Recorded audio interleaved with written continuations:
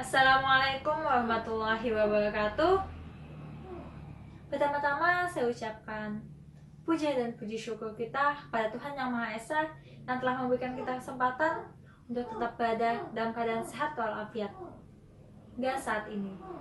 Yang kedua, saya ucapkan terima kasih kepada dosen pengampu mata kuliah sejarah sains. Dan yang ketiga, saya ucapkan terima kasih kepada teman-teman sekalian yang tetap menjaga kesehatannya hingga detik ini. Jas merah. Jangan lupakan sejarah. Sejarah ada untuk dipelajari di masa yang akan datang. Bukan untuk kita menengok kembali ke belakang. Pada kali ini kita akan membahas mengenai The Big Science and Society pasca industri pada tahun 1946 hingga 1972.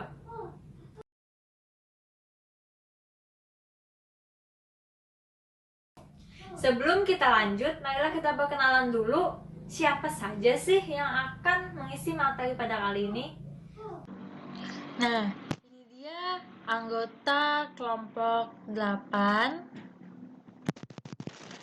Itu Evi Laili, Muhammad Rifat, Irfa Syada, Siti Zubaidah atau saya sendiri, dan yang terakhir adalah Fanti Gustiani. Setelah itu kita lanjut ke pembahasan yang akan dibahas oleh rekan-rekan kita kali ini. Silahkan menyaksikan. Pada bagian perang dingin dan teknologi baru, terdapat keberhasilan sains yang kelihatannya menyebabkan sebagian besar orang menganggap sains dengan cara yang positif.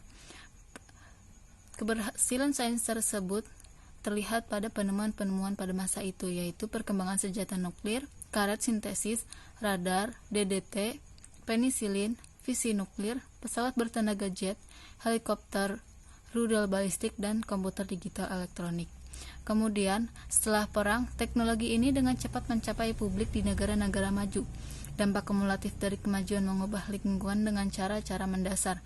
Tidak ada priori perubahan teknologi yang sebanding dengan cepat sejak revolusi industri, atau bahkan mungkin tidak sejak adopsi pertanian sekitar 10.000 tahun sebelumnya. Pada bagian besarnya sains yang terjadi pada tahun 1980-an, setengah dari semua ilmuwan di Amerika dipekerjakan dalam bisnis atau industri. Namun, sebagian besar ilmuwan menghasilkan pengetahuan sedemikian rupa sehingga tidak ada yang bisa mengikuti detailnya dan hanya beberapa generalis yang dapat mengikuti tren utama di semua bidang ilmu pengetahuan. Ini menghasilkan tren lain, yaitu spesialisasi. Spesialisasi dan perubahan kategori selama sejarah sains sejak Renaissance seiring dengan totalitas pengetahuan ilmiah yang berkembang. Perilmuan memiliki spesialis yang semakin banyak, di antaranya adalah Newton. Newton menyelidiki semua aspek fisika pada masanya dan juga berkontribusi besar pada matematika. Kemudian ada Einstein yang membatasi karyanya untuk fisika teoritis, tetapi ia berkontribusi pada hampir semua bagian lapangan itu. Nah, pada masa besarnya sains ini, banyak penemuan-penemuan pada sains seperti biologi, kimia, dan lainnya seperti ekologi juga. Baiklah, kita lanjut ke pembahasan selanjutnya, yaitu specialization and changing categories. Spesialisasi atau specialization yang berarti pengahlian dalam suatu cabang ilmu pengetahuan, dan tentunya ini terjadi pada masa pasca industri tahun 1946 hingga 1947. Adapun ilmu pengetahuan pada masa tersebut yang dikategorikan pada spesialisasi yaitu antropologi. Antropologi adalah ilmu pengetahuan yang membahas mengenai manusia. Pada kali ini, antropologi yang berbicara adalah antropologi fisik.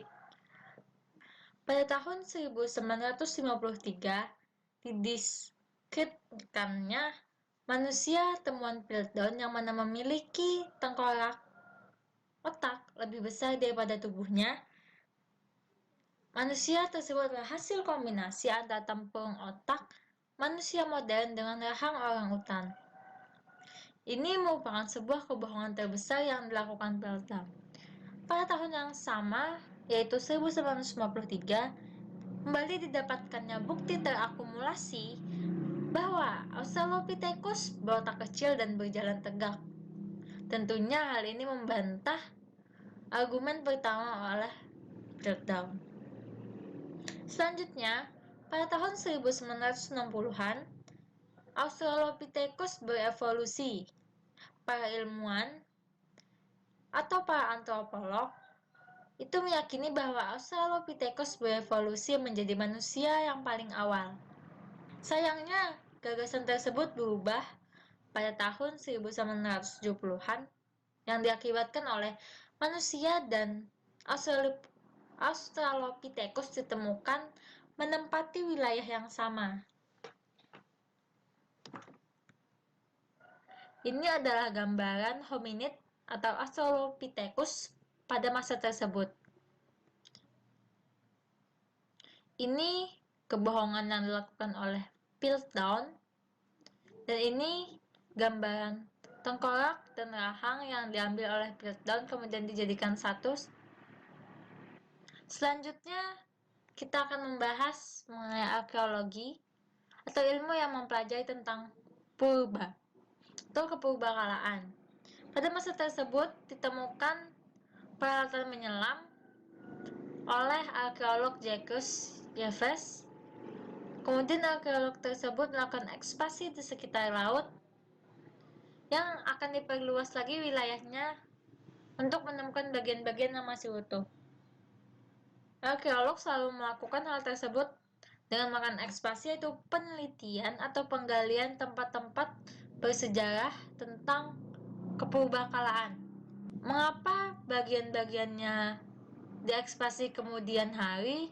Ketika hal tidak bisa karena mereka akan mengandalkan peralatan modern di kemudian hari.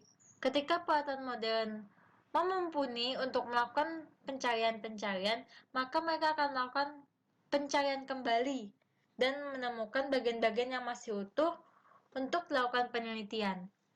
Selanjutnya, mengenai ilmu astronomi atau ilmu yang mengkaji mengenai bintang-bintang. Pada tahun 1940-an, kembali dilakukannya operasi teleskop Hale. Teleskop Hale adalah alat optik terbaik pada masa itu yang digunakan untuk melihat bintang-bintang di luar angkasa.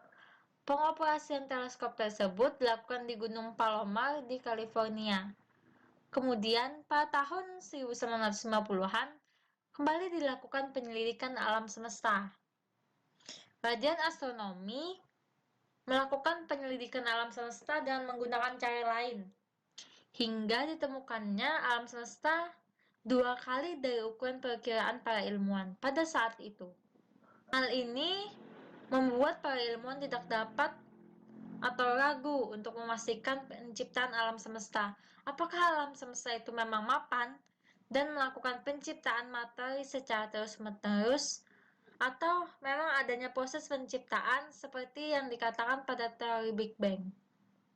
Kemudian pada tahun 1957, satelit artifisial pertama kali memasukkannya ke dalam garis edar bumi untuk mendeteksi sabuk radiasi, angin, matahari, dan medan magnet di luar angkasa melalui bumi. Maksudnya di sini adalah satelit merupakan pesawat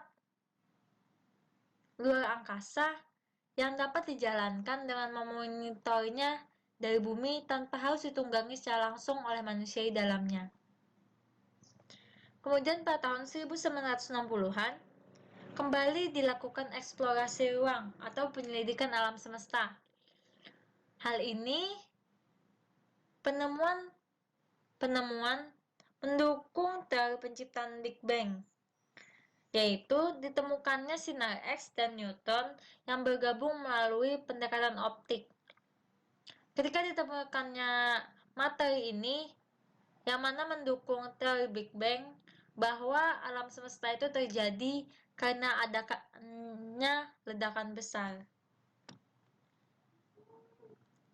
Ini ada gambaran tentang teleskop Hale yang digunakan pada zaman tersebut. Ini, dan ini merupakan gambaran dari satelit artifisial yang mengelilingi garis edar bumi. Selanjutnya adalah biologi. Biologi memberikan pengetahuan yang sangat besar pada zaman itu atau pada masa itu, yaitu rekayasa genetika atau raksasa genetika, di mana genetika adalah ilmu yang menghubungkan dengan keturunan atau DNA. Lebih dari 50 tahun setelah ahli biologi menyadari hukum hereditas Gregor Mendel, James Watson and Francis Crick menemukan kunci bagaimana hukum ini bekerja. Penemuan struktur DNA segera menyebabkan pemahaman baru, bukan hanya tentang hereditas, tapi juga tentang bagaimana protein dibuat dan bagaimana virus mempengaruhi tubuh. Ini merupakan ilmu spesialisasi atau kategoris yang sangat gratis pada saat itu. Selanjutnya, kita akan membahas mengenai teknologi change society atau teknologi mengubah tatanan masyarakat. Kita semua tahu bahwa teknologi pada saat ini saja sangat mempengaruhi kehidupan. Apalagi pada masa tersebut, teknologi ditemukan mampu mempermudah pekerjaan manusia dengan segala otomatisasinya. Contoh teknologi yang dihasilkan beberapanya adalah ban tubeless atau radial ply, power steering atau power brake, dan injeksi bahan bakar. Mengapa saya menyatakan bahwa teknologi mempermudah pekerjaan juga menghilangkan pekerjaan? Alasannya adalah pekerja dibagi menjadi dua jenis, yang terampil dan tidak terampil. Bagi yang terampil, ia akan mengelola mesin canggih dan bekerja secara otomatis.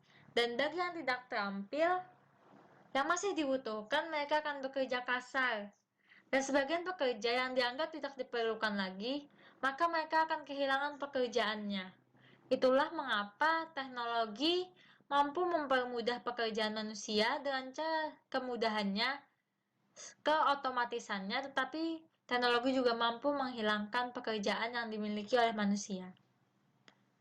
Selanjutnya, kita akan membahas mengenai major advance atau kemajuan besar yang terjadi pasca industri pada tahun 1946 hingga 1972. Adapun kemajuan besar yang terjadi pada saat itu adalah ada 4 macam yang kita bahas di sini. Yang pertama adalah mengenai kimia, di mana ilmu kimia menemukan senyawa yang mampu meningkatkan kualitas pangan yang sekarang biasa disebut dengan zat aditif dan senyawa gas mulia. Yang kedua adalah komunikasi. Pada masa tersebut, komunikasi berjalan sangat cepat dan sangat maju dengan dibangunnya satelit komunikasi melalui gelombang radio pada tahun 1960-an. Itu untuk mempermudah komunikasi. Yang ketiga adalah komputer. Komputer yang awalnya raksasa terus berkembang dengan pesat menggunakan beberapa bahasa komputer dan kemudian digunakannya transistor untuk menghemat biaya, sehingga secara berangsur-angsur komputer yang awalnya memakan banyak biaya, banyak waktu, dan banyak tempat dikembangkan menjadi komputer yang semakin mudah digunakan dan semakin mengurangi biaya. Keempat adalah konstruksi atau pembangunan. Pada masa tersebut mulailah dibangun pembangunan gedung-gedung dengan gaya modern atau biasa disebut pada masa tersebut adalah gaya internasional. Hampir semua bangunan di kota-kota besar memiliki gaya yang sama. Itu halnya membuat bangunan tersebut menjadi dominasi pada masa itu. Bahkan banyak masyarakat yang berbondong-bondong untuk pindah ke rumah-rumah besar. Assalamualaikum warahmatullahi wabarakatuh. Saya Epi Laila akan melanjutkan presentasi dari pemateri sebelumnya. Di sini saya akan menjelaskan beberapa penemuan pada tahun 1947 sampai 1952. Yang pertama, pada tahun 1947, pada bidang makanan dan pertanian, untuk pertama kalinya kompor microwave ditemukan yang diberi nama Radarange. Ini mulai dijual di Amerika Serikat dan dimaksudkan untuk penggunaan di restoran. Yang kedua yaitu material. Robert K. Graham mulai memasarkan lensa plastik pertama untuk kacamata yang dibuat dari resin. Resin ini oleh Graham diberi nama Armorlite. Yang ketiga yaitu obat dan kesehatan. Ini ditemukannya chloramphenicol atau antibiotik yang kuat. Selanjutnya pada bidang fisika, George Rochester dan Clifford Carles Butler itu menemukan partikel Pi pada bulan Oktober ketika mendeteksi sinar kosmik di ruang awan. Ini yang ditemukan oleh George Rochester dan Clifford Carles. Selanjutnya yaitu alat. Carles Oatley mengembangkan apa yang menjadi tipe dasar pemindaian mikroskop elektron. Selanjutnya pada bidang transportasi, mobil pertama yang diberi nama Studebaker dibuat benar-benar rancing oleh Raymond Loewy pada tahun 1948. Pada bidang biologi, kelompok Dimark dan kompani yang dikepalai oleh Carl August menemukan bahwa bakteri tertentu membutuhkan vitamin B12 untuk pertumbuhan. Lalu pada bidang kimia, Paul J. Flory mengakui bahwa ukuran dan bentuk komponen-komponen polimer menentukan fitur-fitur seperti panjang rantai. Lalu pada bidang komunikasi, sistem televisi kabel pertama di Amerika Serikat muncul. Dan ada juga drum magnetik untuk penyimpanan data di komputer. Pada bidang komputer, IBM memperkenalkan kalkulator elektronik urutan selektif. Lalu energi, rumah dengan pemanas matahari dirancang oleh arsitek Eleanor Raymond dan insinyur Maria Telkes dibangun di Dover, Massachusetts. Selanjutnya, makanan dan pertanian. Paul Muller dari Swiss memenangkan hadiah Nobel untuk fisiologi atau obat-obatan untuk penemuan efek DDT pada serangga. Selanjutnya pada bidang fisika, Jerman Amerika, Maria Geoffroy Mayer mengemukakan bahwa proton dan neutron dalam inti atom menempati cangkang yang sama dengan yang ditempati oleh elektron. Selanjutnya penemuan pada tahun 1949. Pada bidang biologi, Kenneth Stewart Cole dan George Marmon menemukan penjepit pegangan untuk mengendalikan potensi membran sel. Ini akan menjadi alat yang paling penting untuk menyelidiki transmisi sinyal dari saraf. Lalu kimia, ahli biologi Inggris Dorothy Crawford Hodgkin adalah yang pertama menggunakan komputer elektronik untuk mengetahui struktur bahan kimia organik penisilin. Selanjutnya, bahan atau material, William Giacchio dari Amerika Serikat memenangkan hadiah Nobel dalam bidang kimia untuk studinya dalam kimia suhu rendah. Selanjutnya, pada bidang obat-obatan dan kesehatan, James Vinell memberikan bukti bahwa anemia sel sabit adalah penyakit bawaan. Selanjutnya, pada bidang fisika, James Rainwater mulai bekerja pada gagasan bahwa inti atom mungkin tidak berbentuk bola. Selanjutnya, alat-alat. Untuk pertama kalinya jam atom pada tahun 1949 ini dibuat. Selanjutnya pada transportasi, pesawat jet pertama yaitu Comet dirancang oleh Geoffrey de Havilland melakukan penerbangan pertama pada 27 Juli selanjutnya yaitu penemuan pada tahun 1950. Pada bidang biologi, Maurice Hugh Frederick Wilkins menemukan bahwa DNA mungkin memiliki struktur helix. Selanjutnya pada bidang kimia, Otto Diaz dan Kurt Alder dari Jerman memenangkan hadiah Nobel dalam bidang kimia untuk sintesis senyawa organik dari kelompok DNA. Selanjutnya komunikasi, Paul, Stanley, dan Robert mengembangkan Vidicon atau tabung kamera televisi. Lalu energi, reaktor nuklir pertama di Inggris mulai beroperasi di Windscale. Tujuan utamanya untuk memproduksi bahan bakar untuk bom nuklir. Pada bidang fisika, Cecil Powell dari Inggris memenangkan hadiah Nobel untuk fisika untuk studi fotografinya tentang inti atom. Kemudian alat-alat, fisikawan Jerman Prancis Alfred Kastler mengembangkan pemompaan optik. Ini adalah prekursor penting untuk laser. Selanjutnya transportasi. Mobil pertama yang menggunakan turbin gas untuk tenaga diperkenalkan oleh Rolls-Royce dalam versi eksperimental. Kemudian penemuan pada tahun 1951. Astronomi.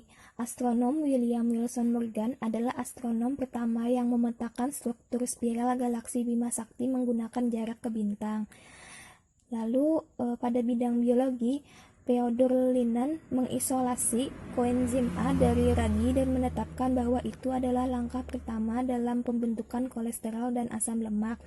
Pada bidang kimia, Edwin dan Glenn memenangkan hadiah Nobel dalam bidang fisika untuk penemuan plutonium dan penelitian tentang unsur-unsur transuranium. Lalu pada komunikasi, televisi antar benua di Amerika Serikat itu mulai diresmikan. Selanjutnya, makanan dan pertanian, embrio untuk pertama kalinya ditransplantasikan pada sapi.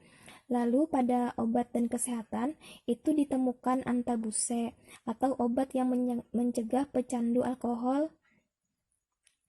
Lalu pada bidang fisika ada Eigen Niels Bohr dan Ben Roy Mottelson menyusun rincian matematis dari teori inti atom. Kemudian penemuan pada tahun 1952 pada bidang biologi, William Hayes menemukan bahwa sebagian kecil dari bakteri Escherichia coli dapat mentransmisikan karakteristik yang dapat diwariskan secara independen dari pembelahan sel dan reproduksi.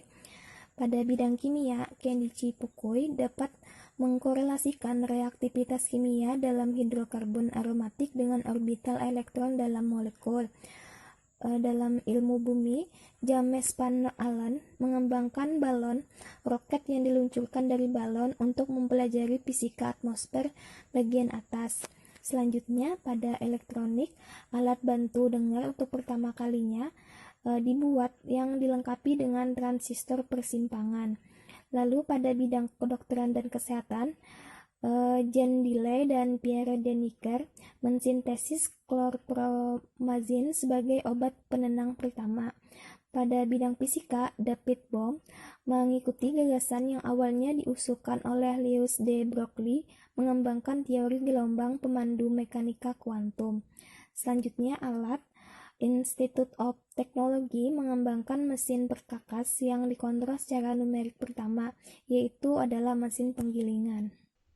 Assalamualaikum warahmatullahi wabarakatuh. Perkenalkan, nama saya Muhammad Rifat. Di sini saya akan melanjutkan materi tentang sejarah DNA dan nuklir. Yang pertama adalah DNA. Deoxyribonucleic acid atau DNA adalah asam nukleotida yang biasanya dalam bentuk helix ganda yang mengandung instruksi genetik yang menentukan perkembangan biologis dari seluruh bentuk kehidupan sel. DNA pertama kali berhasil dimurnikan pada tahun 1868 oleh ilmuwan Swiss Friedrich Miescher di Tübingen, Jerman, yang menamainya nuklein berdasarkan lokasi di dalam inti sel. Namun demikian, penelitian terhadap peranan DNA di dalam sel baru dimulai pada awal abad 20, bersamaan dengan ditemukannya postulat genetika Mendel. DNA dan protein dianggap dua molekul yang paling memungkinkan sebagai pembawa sifat genetis berdasarkan teori tersebut. Adapun tokoh-tokoh yang melakukan percobaan dengan DNA. Yang pertama ada Mendel atau biasa disebut dengan bapak genetika. Eksperimen beliau terlibat menanaman tanaman kacang selama 8 tahun. Tetapi dia terpaksa menyerahkan eksperimen ketika ia menjadi pemimpin di biara. Ia meninggal pada tahun 1884, tapi percobaan masih membentuk dasar genetika dan memberikan ide yang adil dan warisan. Yang selanjutnya ada Friedrich Miescher dan Richard Altman. Friedrich Miescher tahun 1844 sampai 1895 menemukan suatu zat yang ia disebut nuklein pada tahun 1869. Kemudian dia terisolasi murni contoh bahan yang kini dikenal sebagai DNA dari sperma salmon. Dan pada tahun 1889, muridnya Richard Altman menamakannya asam nukleat. Zat ini ditemukan hanya ada di dalam kromosom. Tokoh selanjutnya adalah Frederick Griffith. Frederick Griffith seorang ilmuwan bekerja pada sebuah proyek pada tahun 1928 yang membentuk dasar bahwa DNA adalah molekul warisan. Griffith percobaan terlibat tikus dan dua jenis radang paru-paru adalah virulen dan yang lainnya adalah bebas virulen. Ia disuntikan virulen radang paru-paru ke tikus dan tikus itu meninggal. Selanjutnya ia menyuntikkan bebas virulen radang paru-paru ke tikus dan tikus itu selamat. Itulah yang tokoh-tokoh yang melakukan percobaan dengan DNA. Ya, yang selanjutnya adalah nuklir. Pada tahun 1896, Anthony Henry Becquerel menemukan radioaktivitas uranium. Pada tahun 1902, Marie dan Pierre Curie mengisolasi logam radioaktif disebut radium. Pada tahun 1905, Albert Einstein merumuskan dalam teori relativitas khusus. Pada tahun 1934, Enrico Fermi Italia menghancurkan atom berat dengan menyemprotkan pada neutron. Namun dia menyadari bahwa ia telah memperoleh fisi nuklir. Pada Desember 1938, Otto Hahn dan Fritz Strassmann di Berlin melakukan eksperimen serupa dengan uranium dan menjadi prestasi dunia. Mereka telah menghasilkan fisi nuklir. Mereka telah memisahkan atom yaitu 33 tahun setelah Einstein mengatakan hal itu bisa dilakukan bahwa massa berubah menjadi energi. Pada tanggal 2 Agustus 1939, Albert Einstein menulis surat kepada Presiden Amerika Franklin D. Roosevelt. Selama 4 bulan terakhir, ia telah membuat kemungkinan melalui karya Joliot di Prancis serta Fermi dan Schleicher di Amerika yang memungkinkan mengatur reaksi nuklir dalam sebuah massa besar uranium. Dan ini fenomena baru juga yang akan mengarah pada pembangunan bom. Sebuah bom tunggal dari jenis ini dilakukan dengan perahu atau peledak di sebuah port. Mungkin sangat baik menghancurkan seluruh pelabuhan bersama-sama dengan beberapa daerah sekitarnya. Dia mendesak Roosevelt untuk memulai program nuklir tanpa keterlambatan. Dalam 1 tahun kemudian, Einstein menyelesaikan peran dia bermain dalam pengembangan senjata destruktif. Kepada Presiden Roosevelt merekomendasikan bahwa bom atom dibuat. Pada Desember 1942 di University of Chicago, ahli fisika Italia Enrico Fermi berhasil menghasilkan reaksi berantai nuklir pertama. Hal ini dilakukan dengan pengaturan uranium alam gumpalan didistribusikan dalam setumpuk besar grafit murni, suatu bentuk karbonnya. Dalam reaktor nuklir, moderator grafit berfungsi untuk memperlambat neutron. Pada Agustus 1942, selama Perang Dunia Kedua, Amerika Serikat mendirikan proyek Manhattan. Tujuan dari proyek ini adalah untuk mengembangkan, membangun, dan menguji bom. Banyak ilmuwan Amerika terkemuka termasuk fisikawan Enrico Fermi dan J. Robert Oppenheimer dan kimia Harold Urey yang terkait dengan proyek yang dipimpin oleh seorang insinyur Angkatan Darat AS, Brigadir Jenderal Leslie R. Groves, dan kantor Menteri Perang Henry L. Stimson. 16 orang ini ada di sana untuk membuat keputusan tentang senjata Amerika. Rata-rata belum pernah mendengar bom atom. Mereka memilih target masa depan untuk the bomb. Apa yang mereka bicarakan adalah hubungan baru manusia dengan alam semesta. Seperti dikatakan oleh Stimson, sekretaris tampaknya mengatakan berada di titik balik yang paling kritis dalam seluruh sejarah yang dicatat. Pada tanggal 16 Juli 1945, bom atom pertama atau The Bomb diuji di Alamogordo, New Mexico. Pada tanggal 6 Agustus 1945, Enola Gay, pesawat Amerika menjatuhkan bom atom pertama yang pernah digunakan dalam peperangan di Hiroshima, Jepang. Akhirnya menewaskan lebih dari 140.000 orang. Pada tanggal 9 Agustus 1945, Amerika Serikat menjatuhkan bom atom kedua, kali ini di kota Jepang Nagasaki. Walaupun meleset 1 mil dari sasaran, tetapi membunuh 75.000 orang. Pada tanggal 29 Agustus 1949, Uni Soviet menguji bom atom pertama. Pada tanggal 1 November 1952, percobaan skala penuh berhasil dilakukan oleh Amerika Serikat dengan perangkat fusi jenis. Pada tahun 1946, Komisi Energi Atom atau AEC, lembaga sipil dari pemerintah Amerika Serikat, mendirikan Undang-Undang Energi Atom untuk mengelola dan mengatur produksi dan penggunaan tenaga atom. Di antara program dari atom, studi dalam produksi pesawat nuklir dan deklarifikasi data pada energi atom. Nah, setelah itu barulah perkembangan atom ke pembangkit listrik tenaga nuklir. Dan sampai sekarang kita gunakan di beberapa negaranya. Itu saja dari saya. Silakan kepada pemateri selanjutnya. Terima kasih.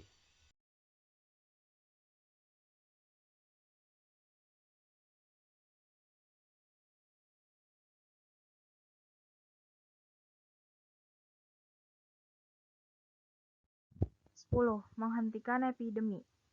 Epidemi di sini berarti lebih luas dan menyebar. Epidemi adalah wabah yang menyebar di area geografis yang lebih luas.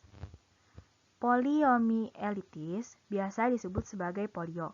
Pertama kali dijelaskan pada tahun 1789.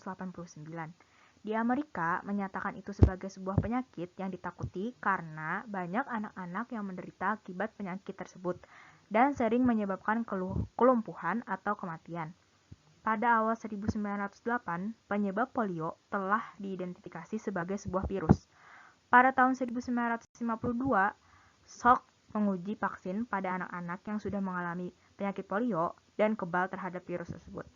Uji coba pertama pada anak-anak yang tidak pernah menderita polio terjadi pada tahun 1954. Itu menunjukkan vaksin Salk tadi aman dan efektif. Sepanjang tahun 1950-an, polio berkurang drastis di seluruh dunia karena vaksin Salk. Pada tahun 1953, jumlah kasus baru penyakit di Amerika Serikat telah berkurang dari yang awalnya 35.000 menjadi 5.600 saja pada tahun 1957.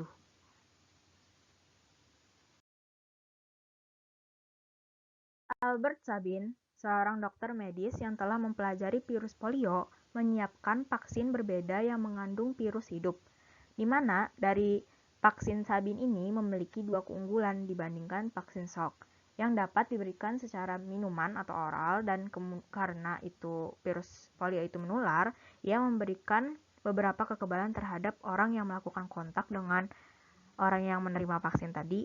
Dan pada tahun 1964, 2 tahun setelah vaksin Sabin diperkenalkan, jumlah kasus baru yang ada di Amerika Serikat berkurang drastis menjadi 121, dan pada tahun 1979 tidak ada kasus baru sama sekali yang berasal dari Amerika Serikat.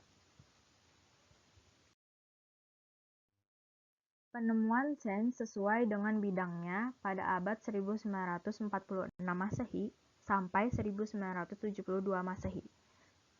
10. Menghentikan epidemi. Pada bidang fisika, Owen, Chamberlain, dan Emilio Segre berhasil memproduksi antiproton. Yang kedua, Willis Lamb mendapatkan Nobel untuk pengukuran spektrum hidrogennya. Yang ketiga, Cruz untuk studinya tentang momentum magnetik elektron.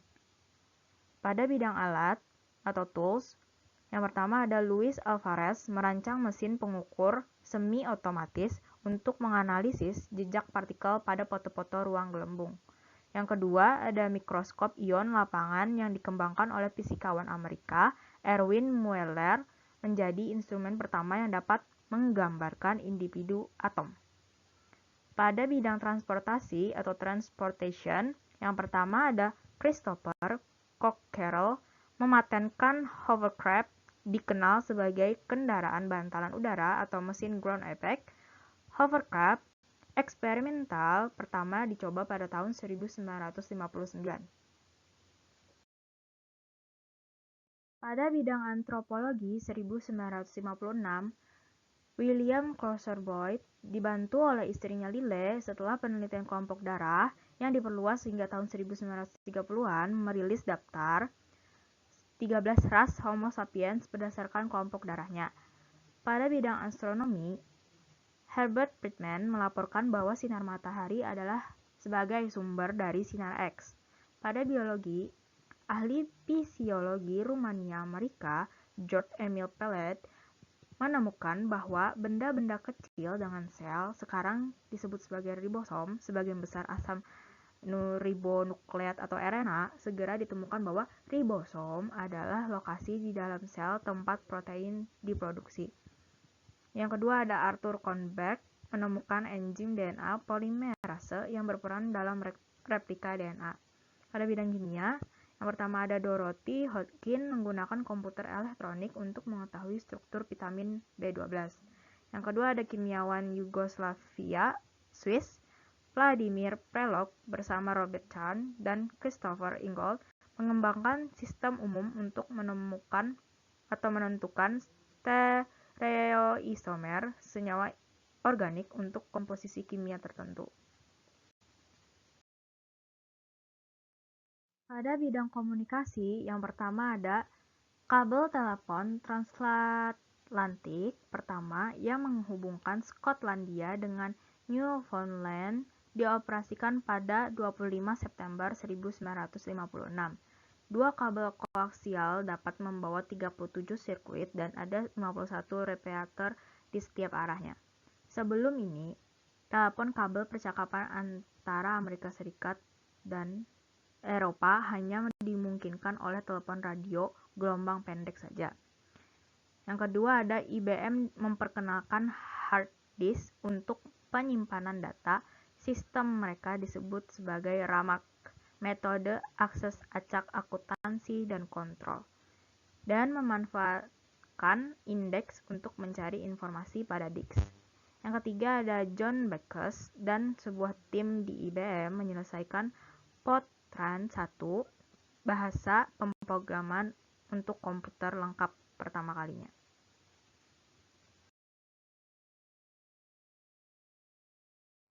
Selanjutnya ada yang ke-11, yaitu bahasa komputer menjadi lebih tinggi. Komputer besar pertama kali seperti ENIAC memasukkan logika yang merupakan bagian dari sirkuit. Oleh karena itu, mereka hanya bisa diprogram untuk sebagian kecil komputer saja dengan mengubah kabel-kabelnya. Selama 1940-an dan awal tahun 1950-an, semua komputer diprogram dalam jenis kode mesin ini. Pengenalan penerjemah adalah terobosan besar di mana penerjemah menerjemahkan suatu program yang ditulis dalam bahasa pemrograman yang lebih mudah ke dalam bahasa mesin. Selama Perang Dunia Kedua, Hopper telah bekerja dengan Howard Aiken di Bureau of Ordnance Computation Project di Harvard. Aiken telah membangun komputer yang bernama Mark I, kalkulator elektromekanis yang sangat besar. Hopper merancang program untuk komputer itu sehingga melakukan perhitungan yang sangat rumit untuk militer. Pada tahun 1945, dia dan tim di Harvard mulai mengembangkan Mark II. Hopper membuat kompiler pertama untuk UNIVAC. Komputer Hopper mengubah program yang ditulis dalam bahasa Inggris sederhana menjadi kode mesin. Nah, selanjutnya ada penemuan pada bidang-bidang tertentu. Yang pertama ada pada bidang komputer, ada UNIVAC memperkenalkan komputer dari generasi kedua menggunakan transistor daripada tabung vakum. Yang kedua, ada Stanislaw Martin-Ulam dan Paul Stein memprogram komputer untuk memainkan bentuk catur di papan 6x6. Program tersebut yang disebut sebagai ENIAC 1. Pada bidang ilmu bumi, yang pertama ada Bruce Charles Hazen dan Melrose Ewing menemukan punggungan Samudra Tengah, formasi gunung-gunung yang mengitari gunung dan celah. Pada bidang ekologi dan lingkungan hidup, yang pertama ada kebocoran pertama dari limbah radioaktif tingkat tinggi yang terdeteksi di situs Hartford, dekat Richland, Washington.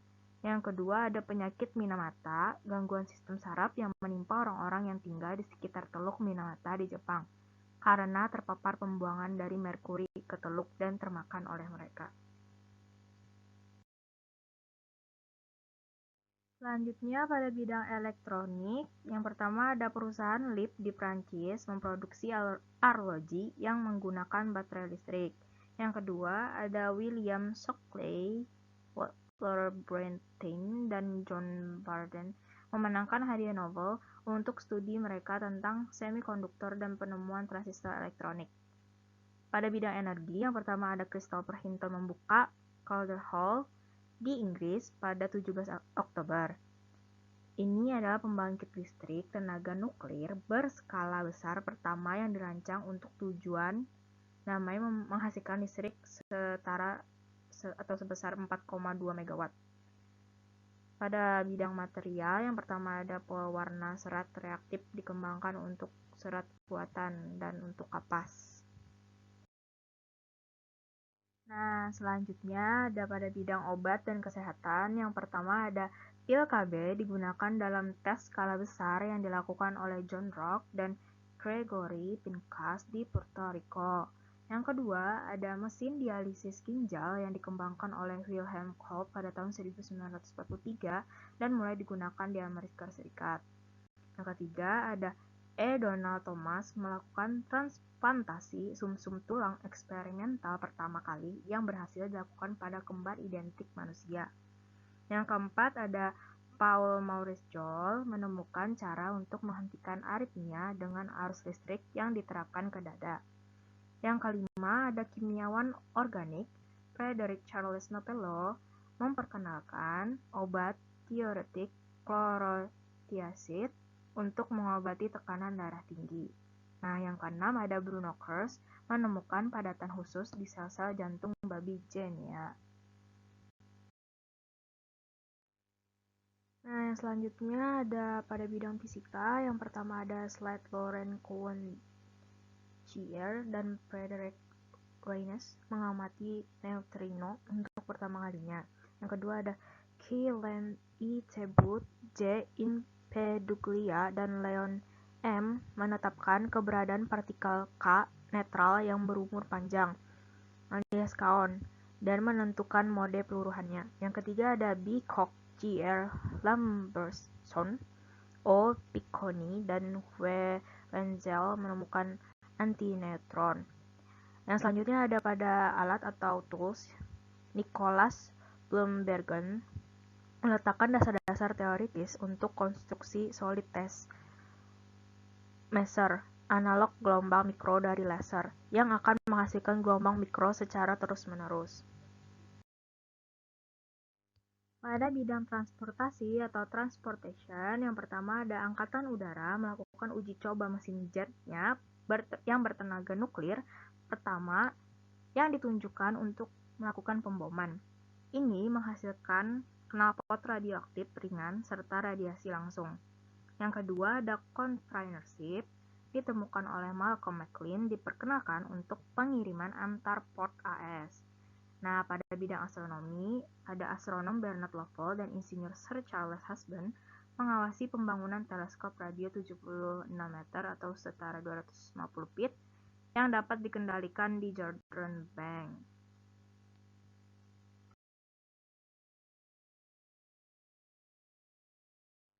Pada bidang biologi, yang pertama ada Mahlon Bush-Hogland menetapkan bahwa transfer RNA bergabung dengan asam amino spesifik mengikuti instruksi dari DNA, kemudian akan digabungkan satu sama lain oleh messenger RNA. Yang kedua ada Arthur Comberg mensintesis DNA dengan aksi enzim pada basa asam nukleat atau nukleotida.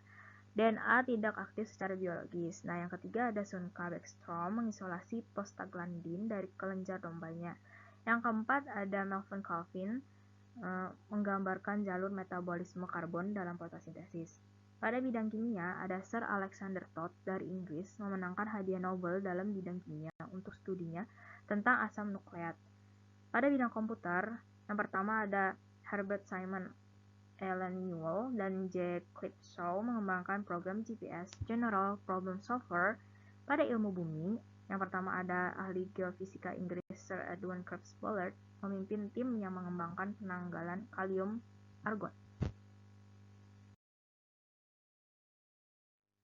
Nah, selanjutnya ada ekologi dan lingkungan.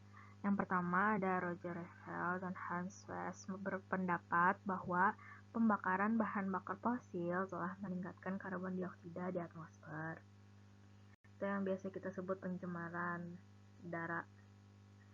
Yang kedua, para ilmuwan membangun hubungan antara asbes dan kanker paru-paru. Yang ketiga, pekerja Jerman Barat yang memproduksi herbisida atau pupuk 2,4,5 T mengembangkan penyakit kulit yang belakangan bernama Chloracna. Kasus mereka mengarah pada pengakuan pertama kali bahwa dioksin sering mencemari herbisida semacam itu. Yang keempat, pada bulan Oktober disimpan energi nuklir dalam grafit. Ketika pelepasan yang sudah diatur di pembangkit listrik tenaga nuklir Windscale mengalami lepas kendali dan menghancurkan inti reaktornya, sehingga melepaskan radioaktivitas ke lingkungan tersebut.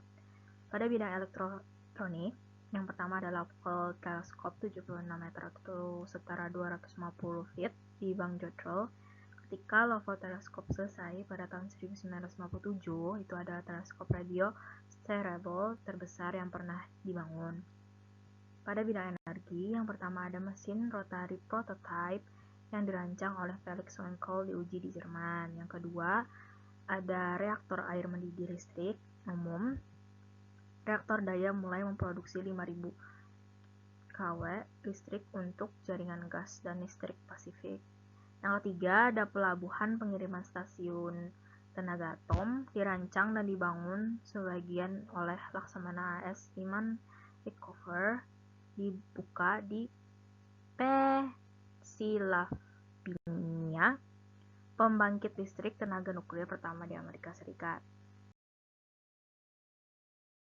Selanjutnya ada pada bidang matematika, ada Jaroslav Kurzweil secara independen dari Ralph Henstock mengembangkan integral ukuran. Pada bidang obat dan kesehatan, ahli mikrobiologi Polandia Amerika Albert Bruce Sabin mengembangkan vaksin polio berdasarkan virus hidup yang dilemahkan. Yang kedua ada Chloracna, Lillehei, dan Earl Bacon memperkenalkan alat pacu jantung eksternal untuk mengendalikan aksi jantung. Yang ketiga ada Gertrude Elion menciptakan imunosupresan pertama, obat yang menekan sistem kekebalan tubuh. Yang keempat ada ahli virus Inggris Alec Isaacs dan Dr. Swiss Jan Lindemann menemukan interferon, zat alami yang diproduksi oleh tubuh yang melawan suatu virus. Yang kelima ada Ellen McLeod Cormack, kemudian di Universitas Cape Town di Afrika Selatan memulai pengembangan CT scan. Yang keenam ada Daniel Boppert dari Italia memenangkan hadiah Nobel untuk fisiologi atau kedokteran untuk penemuan antihistamin dan bekerja dengan kurer.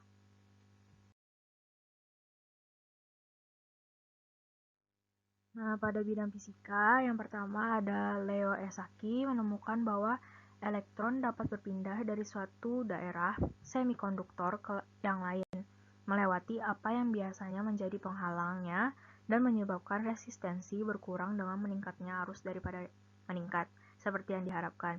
Yang kedua ada dalam percobaan yang dilakukan sejak 1954, Robert Hofstadter menemukan bahwa proton dan neutron memiliki suatu struktur. Nah, yang terakhir pada alat atau tools, ada lulusan fisika Universitas Columbia Gordon Gould pada 11 November memiliki ide yang akan diterjemahkan menjadi laser. atau yang biasa kita sebut sebagai sinar laser gitu. Setelah pemaparan materi dari teman-teman sebelumnya, maka ada pun kesimpulan dari materi kali ini, yaitu pasca industri atau setelah Perang Dunia II pada tahun 1946 hingga 1972 memberikan dampak yang sangat besar bagi perkembangan ilmu pengetahuan, bahkan mampu mengubah tatanan masyarakat, melahirkan banyak ilmuwan-ilmuwan yang mempengaruhi kehidupan sains, menghasilkan berbagai produk yang dapat mempermudah segala urusan pekerjaan sosial masyarakat. Berakhirnya pemaparan materi dan kesimpulan tadi, maka berakhir pula presentasi dari kelompok kami, kelompok 8. Semoga ilmu yang kita dapatkan hari ini dapat bermanfaat, baik itu bagi hari ini, esok hari, dan kehidupan yang akan datang. Bagi teman-teman yang masih ada di rumah, atau di kos, atau dimanapun berada, tetap jaga kesehatan, dan semoga kita dapat bertemu kembali di kuliah tatap muka. Saya Siti Zubaidah sebagai moderator undur diri, dan sekali lagi saya ucapkan terima kasih dan mohon maaf apabila terdapat kekurangan dalam presentasi kali ini. Wassalamualaikum warahmatullahi wabarakatuh.